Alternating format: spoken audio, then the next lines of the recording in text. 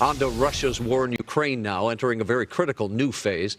The Kremlin creating what they're calling a central command post to coordinate military assaults in that country. Meantime, the Pentagon says the Russian military is being refitted and resupplied to carry off what is expected to be a big offensive in Ukraine's eastern area. Sarah Welch joins us live from the KTLA News Center with more details. Hi, Sarah. Hi, Courtney. Well, we're learning that the Russian general appointed to oversee the military's assaults oversaw the scorched earth campaign by Russian forces in Syria. His forces have been widely accused of bombing civilian neighborhoods, targeting hospitals, and destroying historic sites. Now, it's not clear yet if this military leader was behind Ukraine's horrific train station attack. We warn you, the images you're about to see are difficult to watch.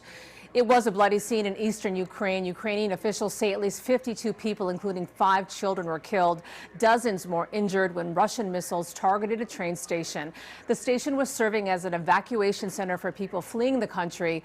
The Russian words "for the children" were painted on at least one of the missiles used to blow up the station. In an address, the Ukrainian president again accused the Kremlin of war crimes and purposely targeting innocent civilians.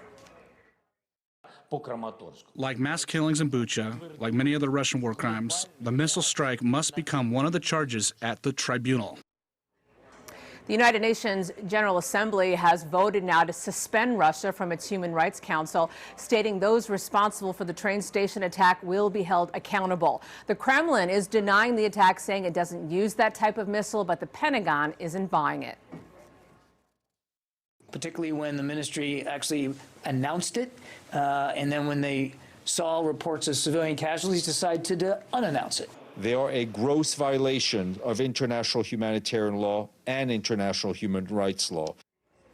And there are also ongoing reports of torture and murder by a Russian special ops force. Word also that Russian forces have met with stiff resistance and have taken heavy losses. Troops left with few supplies are retreating to the north into Belarus. The Pentagon says the U.S.